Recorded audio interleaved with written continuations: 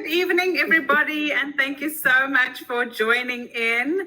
I am going to give a few minutes for more people to join in, but while we give that time, please let us know in the comment section whether you dialed in from LinkedIn or Facebook. Please let us know where you are dialing in from. We'd love to hear from you and see exactly what country or what town or city you are dialing in from, so we can at least say hello to everyone. But thank you once again for joining. This is She Speaks SA, and we are really just a platform for women to come and share their stories, share their journeys, to be able to give hope to people out there. And this month, we're specifically running an I Can campaign, which is all around cancer. And we're sharing a lot of cancer journeys, stories that are written, stories that are shared live in our conversations, and a lot of educational information that we've also shared along with various different types of cancer. We know that a lot of companies out there are very much focused on breast cancer because it is Breast Cancer Awareness Month. But from She Speaks SA, we thought we'll rather cover all the different types of cancers and really look at the I Can mindset around that. And we've had so far this month some amazing women that we've had live online conversations with every Thursday evening. And if you missed it by any chance, please have a look on our social media pages. Their recordings are still available. So please go and enjoy those and share those also with people you know can definitely benefit from those stories and just be encouraged and can get some hope around an I Can mindset. So thank you once again for joining. I see there's people from Port Elizabeth. We have people from Cape Town, a lot of people from Johannesburg and Pretoria. But then we also have a lot of people from the US. So welcome, especially to all people and Europe and Australia. So it's so great to see you all from different times of the day, different seasons. So it really is fantastic to see you all and really just to enjoy tonight's conversation with you. And tonight I really have two very, very special ladies with me, which I'm so fortunate to have and so grateful. And I'm going to start with Rebecca Sirotti. So she is our founder of She Speaks SA, and she is actually doing her own journey around an I Can mindset. She's been the inspiration behind it. I'm actually getting goosebumps as I'm telling you this. But she really is the inspiration behind the I Can mindset, behind She Speaks SA. And I'm not going to share her story because that is up to her. But really, she's such an inspiration for a lot of people out there, and especially women, just by sharing her story and being there for people and connecting different people with different stories that can just really encourage one another. And then I have her mentor, or one of her mentors, Hero, all the way from the US. Thank you so much for joining us tonight. I've got a long introduction for you because you've done so much. But Kathy has also gone through two types of cancer, and we're going to talk a little bit around that. But just to introduce Kathy Bureau to you, she, first of all, is based in the US. As mentioned, she's got an Amazon best-selling. She's an author, speaker, consultant, a Reiki master, which we'll touch on as well, and also an integrative health and cancer coach. So working really to change the way that everyone look at chronic disease. And she's done so much phenomenal research, which we're going to hear about tonight. But she's got remarkable recovery from two rare and aggressive forms of cancer, which took also before that, she did a lot of work of advocacy. And it just took her into a whole new arena, going through the journeys of her cancer.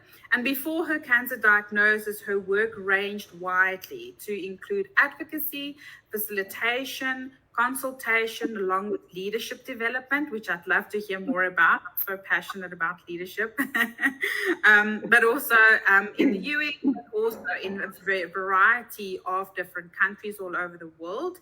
And she's also made significant contributions in environmental advocacy and education, and executive produced a 2-time Emmy Award winning documentary called Worth Fighting For.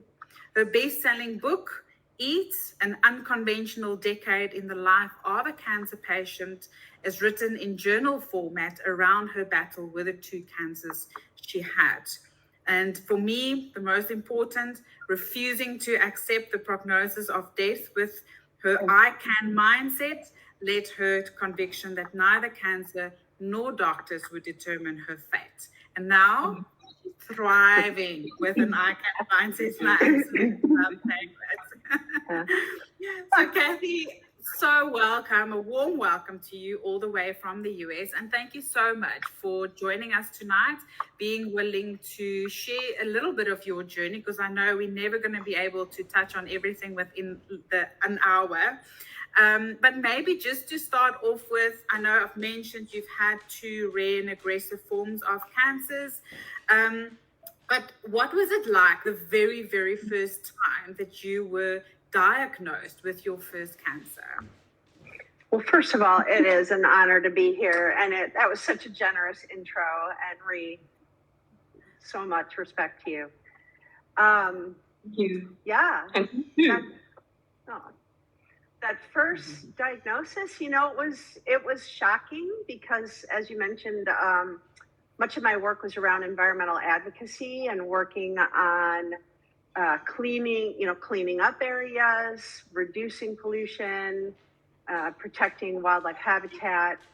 And the leadership part of it took me into working with women in communities to help them find their voice and teach them how to basically take back their communities and the health of their communities. So doing all that work and having a really healthy diet and, spending a lot of time out in the wilderness and living on a farm. And then suddenly I'm diagnosed with inflammatory breast cancer, which is rare and very aggressive. And I had 2 kids. They were aged 2 and 7.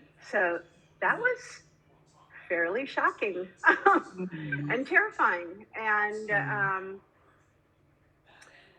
so I mean, a lot of people back then, because that was in 2005, were sure that I would die, right? Like that was the prognosis of inflammatory breast cancer back then. People are doing much better now. But what I sort of learned is that it wasn't just the cancer that could take me, it was also the treatment. And so 20% of patients back then would die of just the treatment alone because it would shut down our organs. So it was, we were doing some gardening, and I had been talking with some food scientists, which I think a lot of us, when we're diagnosed, it's like, what can I eat? How can I change what I'm doing to get better?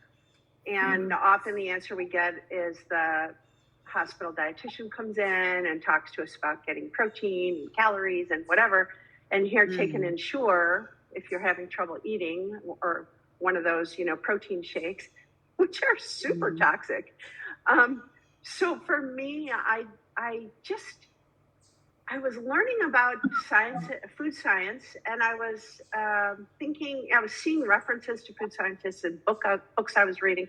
I just decided to make some phone calls and called the labs and said, this is my situation, and will you talk to me? And every one of them was like, yeah, of course, because they love people knowing what they're studying, right? And what they're reading, because we mostly never find out. So I had a number of food scientist mentors that helped me through that part. And then the rest of it, because remember 2005, 2006, the internet really wasn't out there, right? I mean, Amazon was selling books, but you weren't Googling anything back then. And so, you know, I really spent a lot of time meditating. I got Jack Kornfield's tapes and, you know, started meditating, and Bella Ruth Napperstack had some visualization CDs, tapes back then. Like today, it's just downloads. But it was a lot of laying on my couch, you know, and meditating and visualizing myself healthy. And you know, it was a slog. And I think most of us who are diagnosed, you know, we suffer PTSD, we have anxiety, depression, you know, all of those things. So, and it's not easy for people in our lives to really understand it. So back then, you know, there was a lot of silence for me because I had a hard time putting words together. Like, I know it's hard to believe that now because I talk a lot, but I always had a prolific voice. And then suddenly with chemo, I couldn't even put two sentences together. That made sense. I really struggled. So yeah, so it was hard. You know, my kids were a source of joy, but boy, not all the time. I mean, I think we have a tendency to try and not romanticize cancer, but like highlight the positive, so that people who don't feel that, we feel like, oh, like, what's wrong with me? I'm not feeling that. But let me just assure anyone out there with cancer, no, we don't all feel that way. You know, and it's okay. It's okay. Yeah, sure. And then how long did you have that specific cancer before you were healed from that? And, you know, what other things did you do to really keep that I can mindset throughout that time? Yeah, so I was diagnosed actually today, 17 years ago. Oh, wow. Inflammatory breast cancer. So 17 years. Wow. Yeah, so anybody who's got that diagnosis, you're still here. Yeah. We don't need to believe the statistics. Yes, you can still do it. Yep. And then 11 months later, I was diagnosed with a high-grade tumor in my head and neck. So I was obviously still in treatment with the inflammatory. I had surgery, mastectomy surgery. Then I had surgery and radiation to my head and neck. It's just a lot. It was a lot. And then it was, let's see. So I was so depressed in 2008. I went to a cancer retreat center out in Bolinas, California, called Commonweal, and they have other sites around the country, and they're amazing. It was 8 days, and there were 11 staff members to serve, 7 days, 8 patients, 11 staff members. I mean, pretty crazy. And so we got a lot of wonderful care, and they have scholarship programs and all kinds of things. But it was on that 5th day of lots of meditation that I just decided I am off the protocol train, as I call it, because my organs were all failing. So it was really, I was either going to die from the treatment or I was going to die from the cancer. And I was a little nutso in the head with some of the cancer or the drugs they had me on. And there's this also part of the protocol train is they give you a medication, and then if you have side effects, which most of us do, then you get another medication to manage those side effects. But that medication gives you side effects. So then you have another, like it's just this. So your body just can't take it. And so it was at that point I told my doctor, I'm done. And I'm just going to do what I think I know to be the right thing for me. And if I die, at least my kids won't hate me. It's really because, Sure. I would find myself yelling for no reason, right? And so he just, for him, it was sort of like a win because it was 3 years. So at the time, I think my prognosis was somewhere in the 20-month stage, so we did well. And so, Sure. yeah, so it was after that, he said, just let me keep following you with tests and scans. And, I kept getting better. I had an integrative medicine doctor who really helped me get off all the prescription drugs and use more natural supplements. And one thing I'll say about supplements is they are meant for a temporary use, not forever, because I was getting supplements from all kinds of different sources, and my counter was full of supplements. And he educated me and said, no. Supplements are not meant to be lifelong. We learn how to manage our food. We learn how to manage our stress levels. So it wasn't just the food, but it was the meditation, the breathing exercises, stress relieving activities. And for me, Reiki was really, really important. So sorry, go ahead, Ree. No, please go. Kathy, so you have gone through the whole journey, and that led you also to, as you've mentioned, the way you're eating, and also led you to the book that you wrote. What for you out of that book as well, and just from your experience in terms of eating, what can you recommend people do? And I obviously want people to go buy the book, but so don't give away too much. But just with your ICANN mindset and with the meditations, like in terms of healthy eating, what would you recommend? Yeah.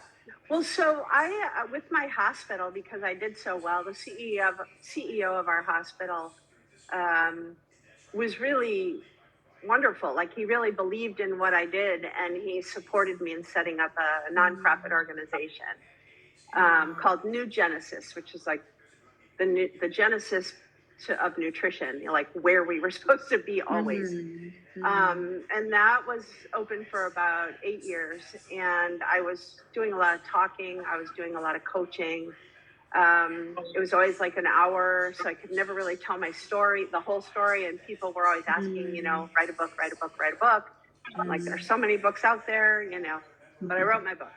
And really the purpose of my book is not to be advisory or a self-help book. It's a story, and it's my story. And I wrote it for two reasons. One, to show what a cancer patient goes through and why we need to do better. And it was written for family members of somebody going through cancer. It was written for doctors. It was also written for those of us going through it, and not just cancer. I mean, so many chronic diseases, like 60% of the world population suffers from chronic illness. So, and it's all preventable. So it's like, we can do better. So it's really just showing how I moved from fear to living a life in the light. So cancer loves fear. It's a feeder, and it's a party for cancer. So for me, it's like you flip that light switch, party's over, now it's all light.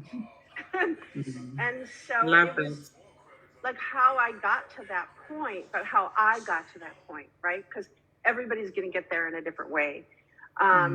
So in terms of food, that is one area where everybody needs to do the same thing. So it's really about eating foods that are anti-inflammatory and anti-angiogenic, lots of fresh fruits and vegetables, whole grains. They're even discovering for people who have celiac or have gluten intolerance, whole wheat sourdough is being used as a healing, because these chronic illnesses have to do with gut lining and gut health, and our gut is really where it all starts.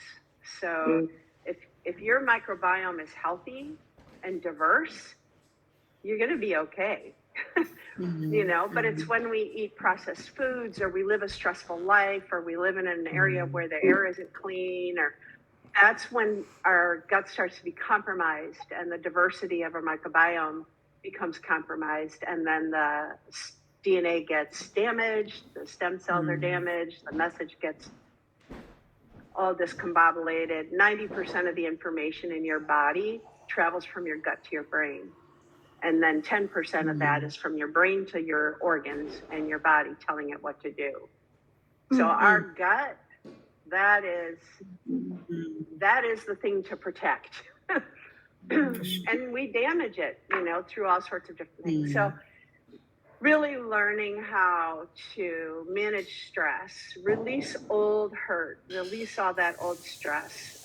For me, the easiest and quickest way is Reiki, meditation, breathing. I mean, honestly, I really, for me, and Ree can speak to this, but it's about simple, sustainable, attainable.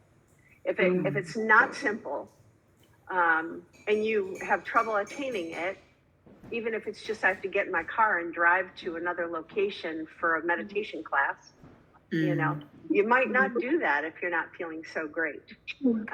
So you have to be able to do everything in your own home, and then it's sustainable because you build in this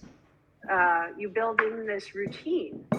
And it only takes a few weeks to change your routine. So it's not a big deal. None of this is, I always tell my clients, if I did it, you can do it. So stop complaining, because I'm like one of the laziest people there are. So generally, yeah.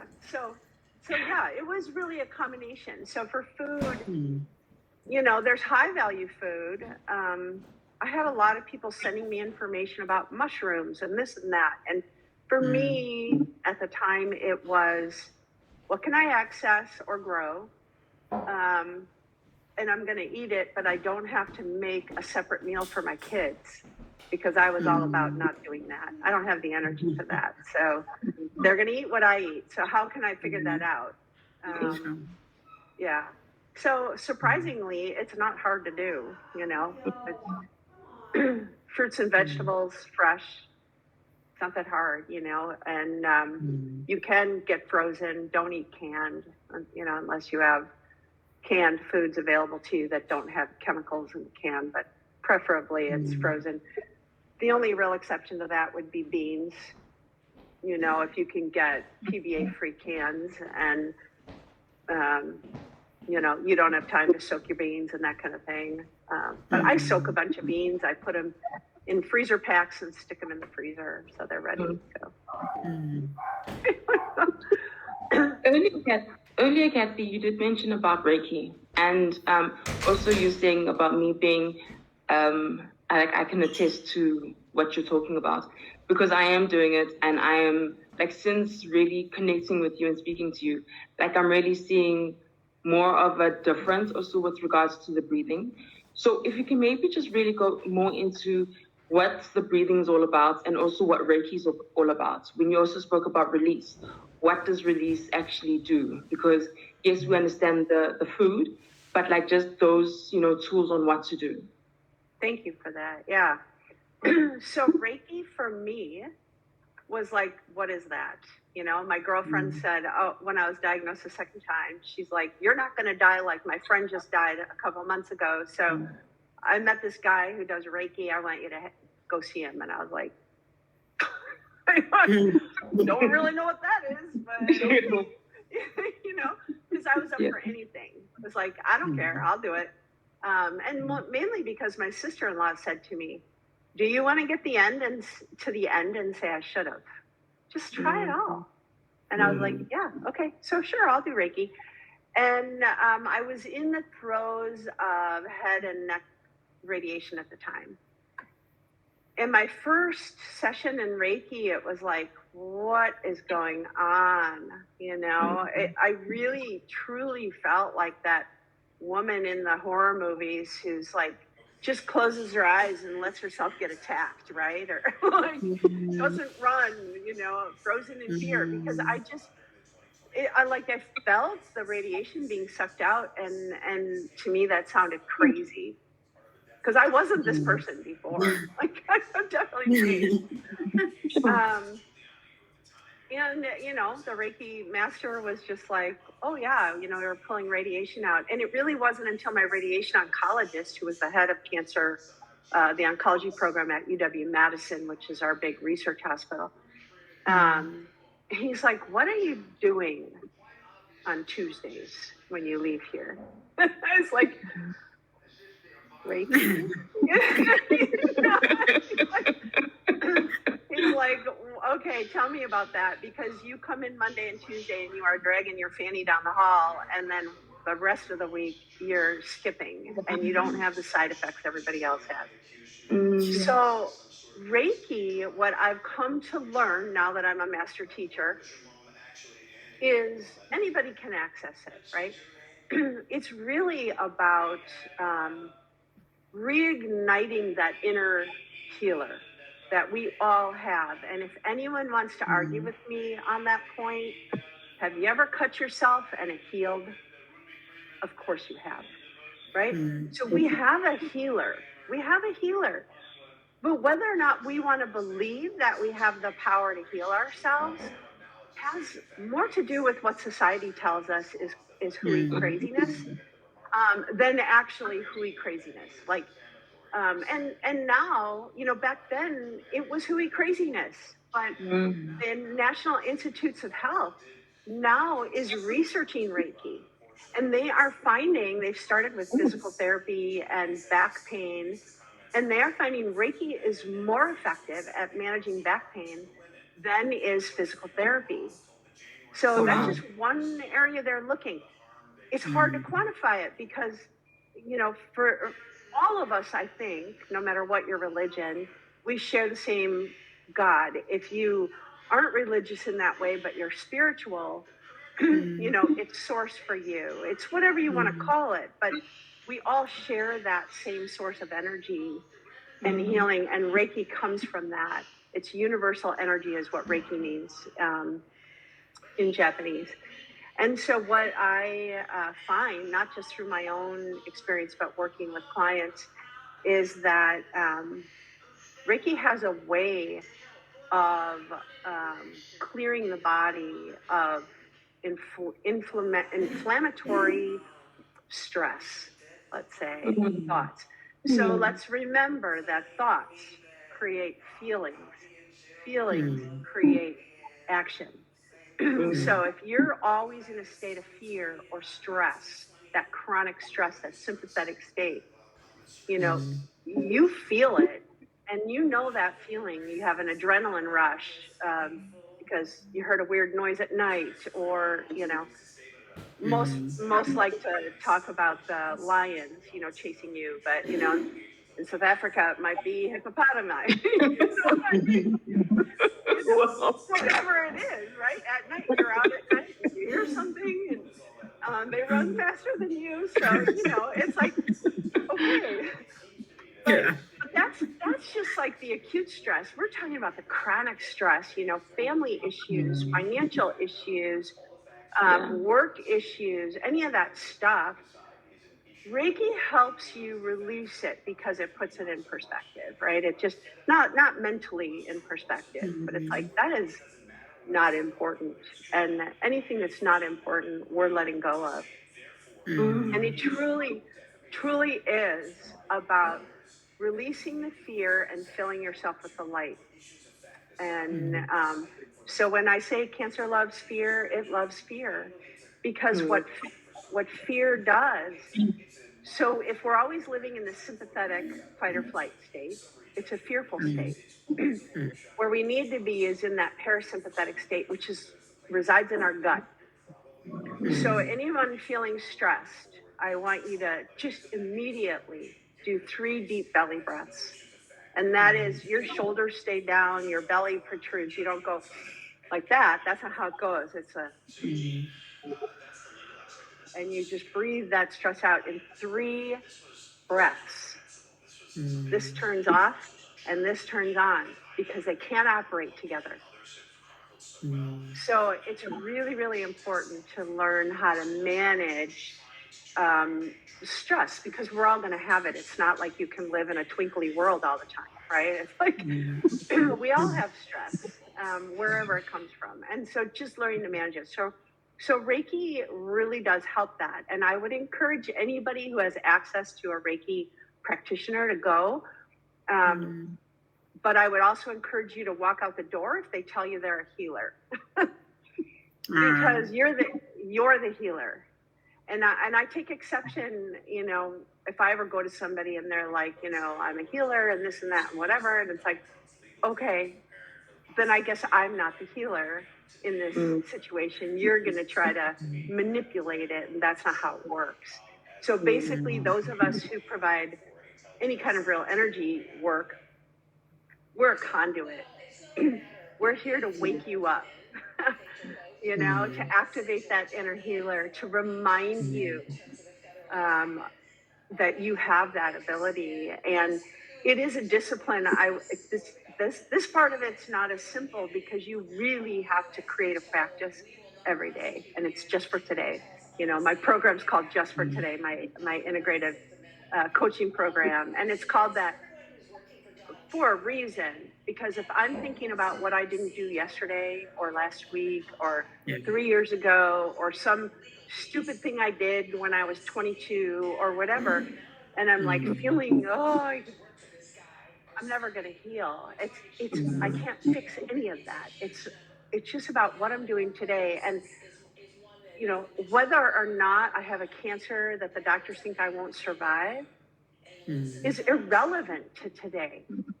Right? Just for today, I'm doing what I can. And that will always include breathing. It will mostly include meditation. It'll sometimes include self-Reiki, because, we're all bad at, all of us that provide Reiki are really bad at giving it to ourselves. And it always will include eating,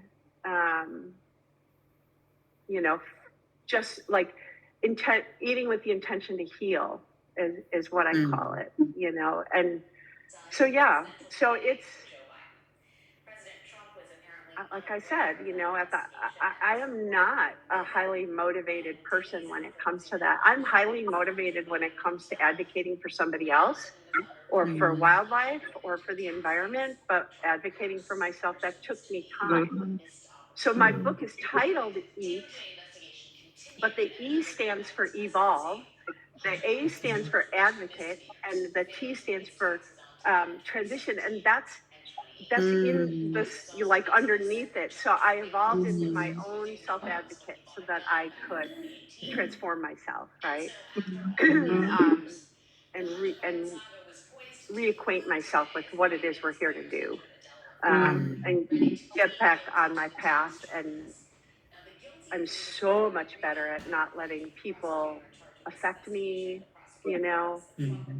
I practice observe, don't absorb, where I can observe that somebody's not being very nice to me, or that they feel bad about something, but I don't absorb that anymore, because I can express compassion for the sadness they feel, or the hurt that they suffered that allows them to treat somebody else that way.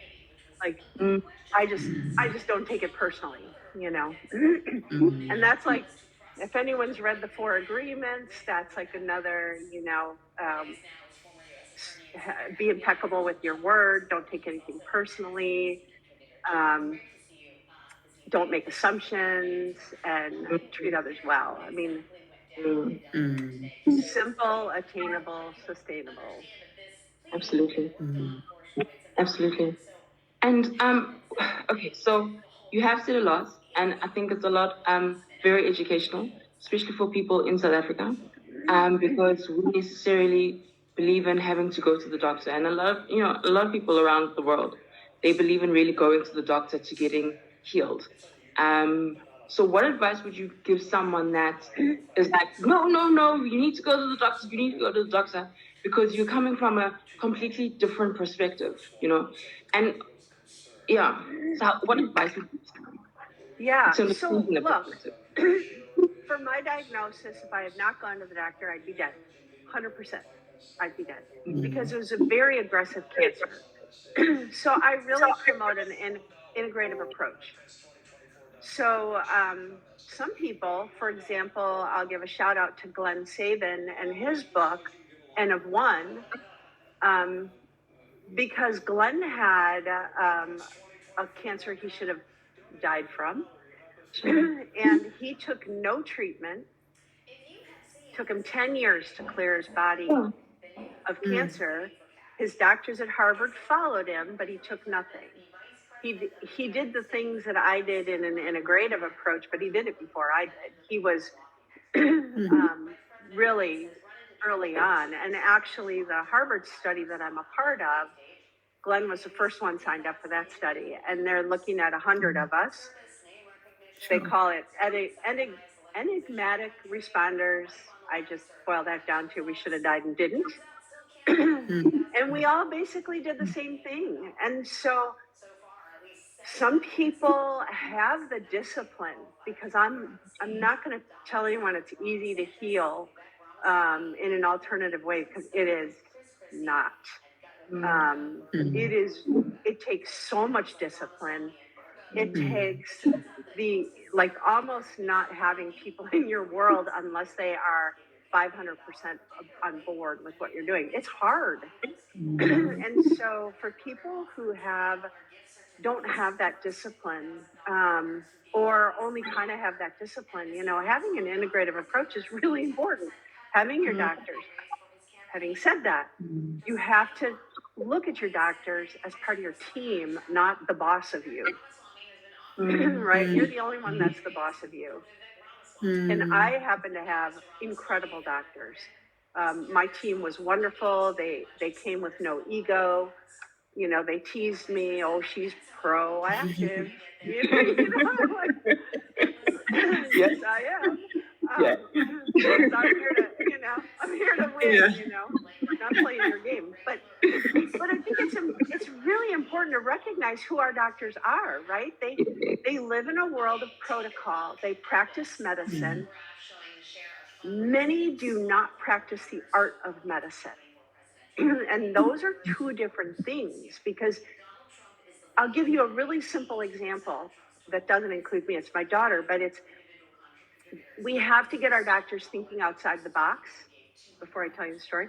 And we also have to encourage them to take CME credits, so continuing medical education credits, that are out of their comfort zone, that aren't drug related, aren't scan related, that kind of thing. Because there are a lot of CMEs out there that relate to alternative ways of healing. So having said that, my daughter has had too many concussions. And one of the concussions, we discovered she had a brain anomaly that she was born with. And it was really creating a problem with balance, losing vision, all kinds of things. And our children's hospital is phenomenal. And they were wanting to prescribe medications. And she's a little, really connected in some ways. And she really didn't like the medication, didn't want it. And she struggled in school. She was in high school. She couldn't handle the lights. She couldn't handle all the noise. We had, after 9 months, we had another appointment with a neuro-ophthalmologist, and she had this big team of neuro specialists. And she said, I don't want to go. Just going to say the same thing. I'm like, I know. Let's just try it one more time. So we went, did the same thing, got all done with his little check boxes on his computer. And I said, okay, now that you've done your thing, we're going to do my thing. So we're going to have a little moment here where I want you to close your eyes. And I just want you to take in a couple deep breaths. And then I want you to imagine that you are way outside the protocol box and you are practicing the art of medicine. And he was younger than me, and he looked at me like, crazy lady. And I was like, yeah, but I'm paying for this. So here we go. So we did it. And then I said, now while you're outside the box, I want you to think about, what have you heard, read, learned that might help my daughter that is not drug related? And this guy opened his eyes and he went, oh, there's a guy right down the hall. He makes special glasses for kids like her. Wow. Oh my We word. go to the guy down the hall and he had a few expletives. And he's like, I've been here 15 years. Why am I just seeing her now? And he made special glasses and it helped tremendously.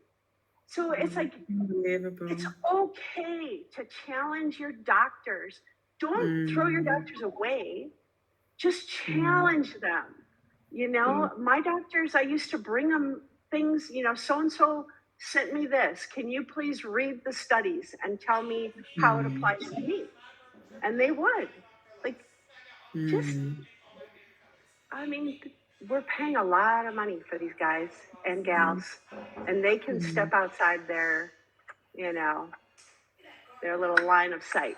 So that's what I say to people. Like, don't think that healing from cancer is about eating food, because it's not. You know, there's so much more involved, and you do need to work with your medical community. And I would encourage you to take a look at Glenn's book and see how he did it too. And he didn't take. And he's not alone, but again, he's super disciplined guy, like really disciplined. I could not have done it and been here if I hadn't also taken my chemo. So it's a balance. It absolutely is. Felix, do you want to ask me? No, I'm just stunned by like 17 years. It's been 17 years. My doctor And too. and it's just amazing for me, you know, once we, I think, educate ourselves as well a little bit, because we're so dependent on the medicine and the medicine. And sometimes if we can just educate ourselves a little bit, and like you say, you know, make those challenges and say that I found this article, because I mean, they also on a day-to-day basis, they see all these patients. They don't necessarily have the time to also read up about the latest things. You know, some of them go to conferences and they hear about the latest, which is fantastic. But some of them literally just don't have the time to look at what is the latest, what is happening out there. So it really, you know, for me, it's a fresh look at and a great perspective to really just also educate ourselves in different fields that we're not necessarily specializing in. So that's absolutely fantastic. There's a question that actually came in from the audience that is, how does one cope with the emotions of a long-term illness for years? Yeah. And I work with a lot of people who do suffer from that. They, you know, some are learning to manage it, some don't. And look, I think everybody's going to come at it a different way. You know, what fits in your life. There's a lot out there on the internet telling you have to do it the way I did it, or you have to do it this particular way. That's BS. You have to find your own path. And most of us have families involved, right? And families can make it easy or make it hard, really, really, really hard.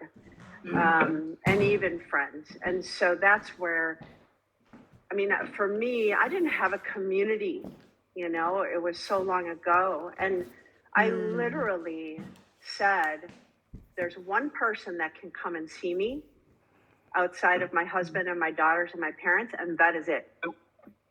And, you know, people thought that was, well, she's preparing for death, you know, and I got flowers. And no, that was because those people that were circulating around me were bringing their own negative energy to my game. And my game had to stay positive, not positive like, oh, happy positive, but my energy had to stay in a healing state of light, right? And I couldn't afford to let somebody kind of taint that with their own stuff. I hadn't yet learned observe, don't absorb. You know, it was early on. And so the long-term management of illness really includes and has to include a practice just for today, a practice of gratitude, a practice of breathing. And one of the little tricks of breathing, so there's all kinds of breathing stuff out there. You can get any kind of, you know, anything you want. Yeah. And of course, I include in my packet the nostril breathing. But let me just tell you, nostril breathing doesn't have to include this. Okay. The true healing benefit of nostril breathing is close your mouth, breathe in through your nose. You don't have to breathe out through your nose, but you can. But that breathing in increases nitric oxide in your body. It creates nitric oxide. And what that does is called a vasodilator. So it increases the oxygen in your body, in your tissue, in your lungs, in your blood. Guess what cancer really hates? Oxygen. So it's how can that not be any simpler? Just close your mouth and breathe. And so, you know, I was given a lot of things. Oh, here's a juicer. Let me talk about juicing for a second. Forget about it. Unless you have an digestive reason why you have to juice, no. Because what juicing does, yes, it concentrates the nutrients. Awesome. However, it removes the fiber. And the fiber is what allows our bodies to take those nutrients and put them everywhere they're supposed to go, because 90% of what you eat feeds your microbiome. So if you're juicing and you're not getting better, no surprise to me. Like, no, you smoothie it and you walk around with your smoothie all day, you know, whatever. But you get that fiber in come hell or high water every single day. So here's the other thing about our gut. I could go on and on about our gut, but what they're learning, okay, our microbiome is made up of hundreds of different species, okay? Each one of those has a different role in our body. So the gut is the brain, period. Again, repeating myself, 90% of the communication that happens in your body goes from your gut through your vagus nerve to your brain. What's the brain of your body? Your gut. Protect it at all costs. Do not supplement probiotics unless you have to. So if you're on a lot of antibiotics, you might need that. Why do I say that? When we're taking a probiotic, at the most you might get 10 strains or species of bacteria that live in your gut, at the most. But there are hundreds. So if you're popping these pills, you are overpopulating your microbiome, and you are reducing the diversity in your gut. And what they now know is a healthy gut, going back to the question about emotions, we have learned that through a healthy gut, we reduce anxiety, we reduce depression, we increase the natural killer T cells that kill our cancer, we increase feelings of positivity and happiness. They even have found that a healthy gut can reduce symptoms of autism spectrum. Like, there's so much research being done in this area. And another way is go out if you can, if you've got some woods to walk in. There's a blog on my website about forest bathing. And there's also plants that you can put in your house that increase your natural killer T cells, reduce anxiety, reduce depression, like plants are so important. So there's a lot of things that we can do and learn to walk in the light, right? But it is a just for today practice. Just for today. And don't don't give yourself a hard time if you didn't do it yesterday. You have today to do it again. Oh, for sure. And it's just amazing, like how nature plays such a huge role. Because I'm such a firm believer of one can learn so much from nature. And just the experience of walking in the woods or walking with sun shining, that vitamin D that comes. But if you have to, if we can tap into like a week's, what does your week look like in terms of meditating, in terms of Reiki, in terms of eating healthy, walking outside? Like, what does a week in Kathy Bureau's world look like? If I can put it that way. Yeah, oh my, no pressure there. Well, I work with a lot of clients, right? And I provide Reiki distance, mostly now because it works. And it makes it easy for people that they don't have to leave their home. So I work. But when I get up in the morning, it's generally, I don't turn the TV on. I don't turn the radio on. Sometimes I look at my phone. I'll see if my kids texted, but I'll have my quiet time and my mouth is shut and I'm, basically for me, it's automatic now, but it took practice to be in this state of just calm and peace every day. And then I'll meditate. I don't usually have breakfast for, a couple hours. I have a cup of coffee. Anyone out there who's been told coffee's bad for you, it is not. It's an antioxidant. It's very healthy, anti-inflammatory. Have a cup of coffee if you like. Hang out with my dog, just kind of. And then I'll have breakfast, which varies widely. I make my own bread, so I often have whole grain.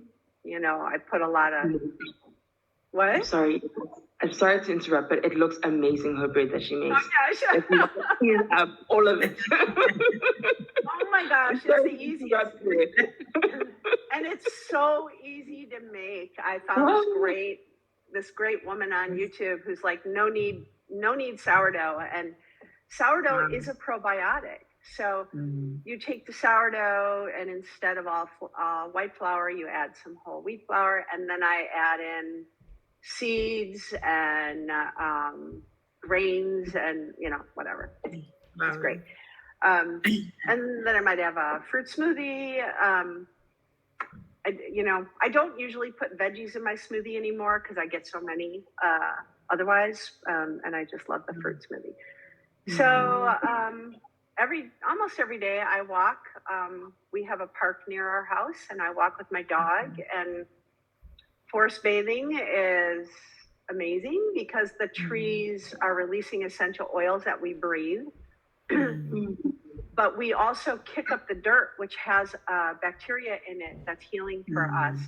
And for your viewers, you should know that any information I give you is science-based. It's evidence-based. I'm not giving you any pretend. And there's so much research on forest bathing all around the world. And there is like I said, there's an article on my website. You can read all about it. But I definitely do that every day. And for lunches, one of the things that I add to every single meal are onions and garlic. Okay. They're really good at fighting cancer, and they're easy to add into anything, really. So I always have those. Kale, another tip for your viewers. Kale and spinach are like everybody's favorite. And when I have, new clients come to me and they tell me, oh, I have kale in my smoothie every day. And you know who you are. Don't do that. So kale and spinach, while they're super popular and good at fighting cancer, they also can be really hard on your kidneys, and cause kidney stones. And so no more than 3 servings of spinach and kale a week. But there's so many other greens. There's, mustard greens and collard greens and Swiss chard and arugula, and the list goes on and on. So on my website, if you subscribe, and I apologize because I'm not good at newsletters, but you can download a list of those foods, or my book has a list of those foods in them. So really, I just try 10 to 15 servings a day, which some people will be like, no, but because only something like 6% of, at least in the U.S. population, gets, the recommended daily allowance of fruits and vegetables. Which, come on, you guys, it's not that hard. So for example, I might make a super stew and I put everything in it.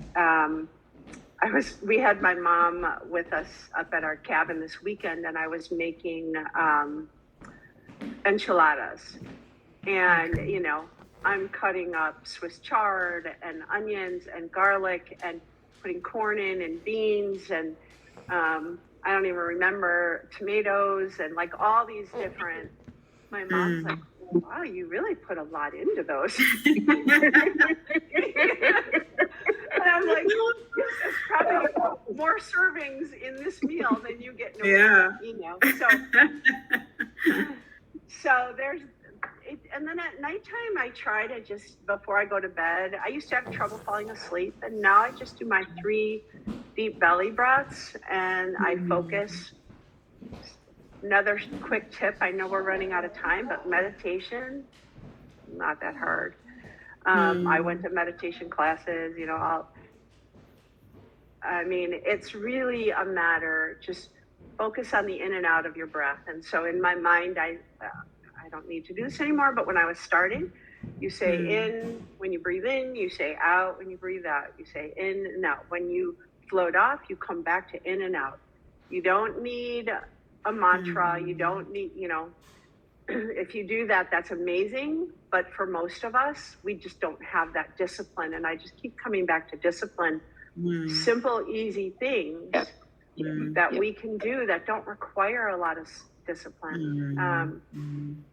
And so I'll do a little meditation, and I always fall right to sleep. Okay, wow. Yeah, it's kind of like Pavlov's dog. If you I just go into that breathing, and then I'm out. Yeah. Oh, but awesome.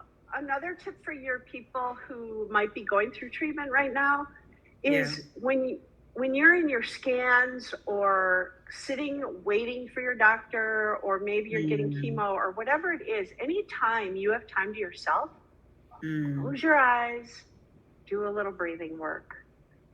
Because the research shows 2 minutes of meditation has incredible healing effects on our body. It doesn't take much. Wow. That's amazing, Kathy. Definitely something I am going to implement in my own life. I know you have done a lot. And as you do it, sorry to interrupt, like as you do it, it does become more easier. Like even in this interview, I was doing the breathing, and it's, people think it's so hard to do, and but it's the consistency that actually matters the most. That's what I've noticed, is really being consistent on what you're doing. That's what matters the most. Yep. Just for today. Absolutely. And now you see why she's my mentor, Talita. Absolutely. I love it. I told her, you're my mentor, please. I think I'm going to join. Just from the perspectives that she has, and also just, how she looks at different things. Because, her just for today, for me, my own experience, it's so simple. And my line is simplicity made perfect. Like, I go by that. And because it's so simple, it's so easy to do, And I know we're running out of time, but that's just my 2 cents in terms of, like, what Kathy is saying is, it may be a big, different perspective for a lot of people. And that's why we're really doing this I Can campaign, where you can do it. Simplicity, you can really do it. And I love the fact that she's saying balance it out. We're not saying don't take chemo, but open your mind to having the foods and the breathing and the meditation and all of that. But that's just my 2 cents. because I'm also doing it myself. Yeah, no, absolutely. You can testify of it, and you're a living, breathing testimony. So, and both of you, I mean, it is such amazing testimonies that both of you are living to be survivors and, you know, going through this whole journey where doctors have told you you only have so many months, and here you are being able to testify, sharing your journey, sharing your, I almost want to call it best practices. And I know that people out there can absolutely benefit from it. So I have one last question before we close off. If you had a billboard that you can share a message with the world, what would you put onto that billboard, Kathy? Simple, attainable, sustainable, just for today. Like, come on. Yeah. I mean, it's really, I'm so repetitive. And maybe I'd say gut health in there. You know, I'm not a marketing person, but I just think it is so much easier. And if there's any medical practitioners listening to this, please stop giving people their survival rate or giving statistics. I mean, it's one thing to look at the statistics, but let's remember, we're either 0% alive or 100% alive. And I'm looking at Ree and I'm looking at me and I'm like, we are 100%. We are not 32% or 69%. Like, just stop doing that and let people hold, you know, responsibility for their health, you know, and support them in that, lift them up. That's my message to medical practitioners, and to the rest of us. Take that control. You know, you own it. It's your body. You're the only one who cares the most about your body. And so, I mean, I also respect people who choose not to have treatment, as long as you are choosing that from a place of peace and not from a place of fear. Because I know a lot of people are afraid of chemo and that kind of thing. And that is not how we make a decision. Very true. Not a very succinct billboard. No, that's 100%. I love it. Sorry. Oh, that's awesome. Kathy, Ree, thank you so much. Like I say, it is living and breathing testimonies, and that is what makes this so amazing and so inspiring. So thank you, and we continue with you on your journeys. We absolutely love it. And we look forward to hearing more. We're also sharing, I think it's on Monday, we're sharing the part 4 of Kathy's posts. So please have a look out for that on all our media platforms. And then also we'll share all Kathy's details in terms of where you can get hold of her book, her website, contact details. We'll share all of that on our platforms as well. So please have a look out. To everyone out there, thank you so much for joining us tonight. It's been a great privilege. I'm sure you all had those little wisdom nuggets and wrote down quite a lot of notes. So thank you very much for that. And we look forward to seeing you very soon. Have a look on our social media for a next campaign. We'll be running in November, but we still have the last few days in October, and we want to thank you all for being on this journey with us, being a part of this I Can campaign, and really just sharing your stories and connecting with us around your own I Can journey. So as we always say, I can, you can, we can. So have a blessed evening, everyone, and we'll talk to you very soon. Kathy, thank you very much. Thank you so much, Kathy. Thank you so much.